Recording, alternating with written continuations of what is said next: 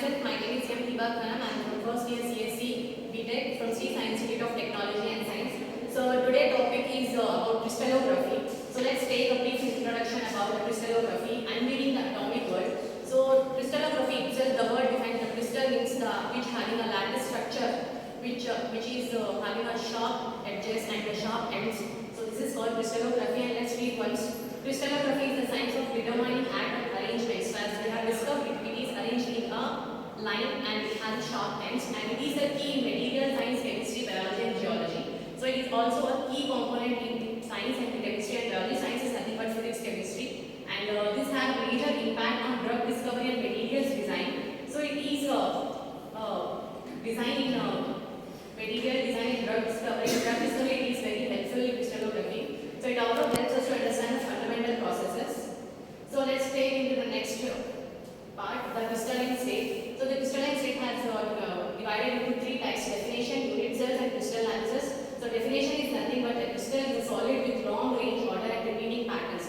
Repeating pattern in the sense of a square or orthogonal or a hexagonal structure which is joined one end and another end of a structure. And a unit cells, as we have discussed, basic building blocks. Examples include, like I have said about cubic, tetragonal, orthorhombic and hexagonal. And this is a crystal lattice. The arrangement of unit cells in a 3D space, three-dimensional space. There are 14 Darius lattices. Darius lattices is nothing but three-dimensional space which is connected one to another.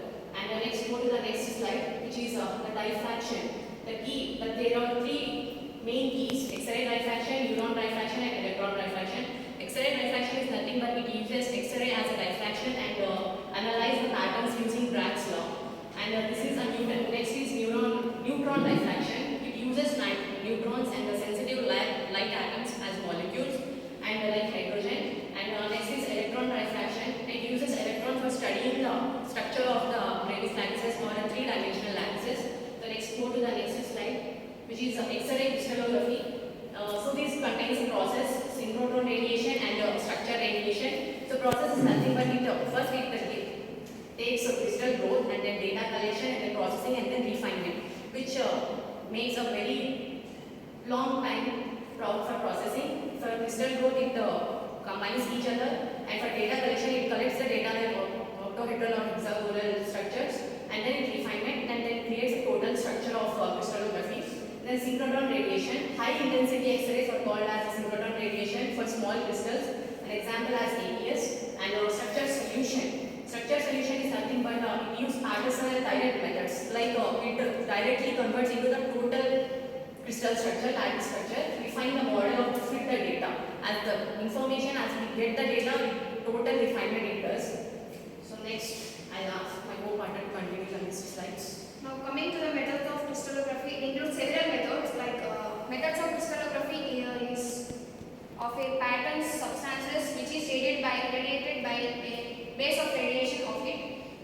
Next, crystallography is the study of atomic and molecular structures of crystals. Several methods are used to analyze these structures. So X-ray crystallography, it uses X-rays to study the crystallography. Electron crystallography, as she explained about electron crystallography and neutron diffraction. My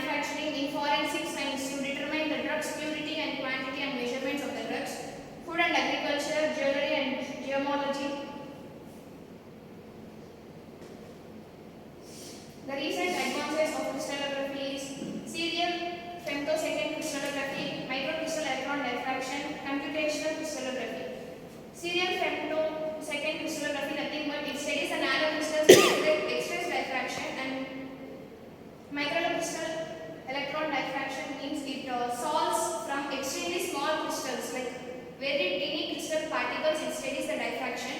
Computational crystallography, it improves structures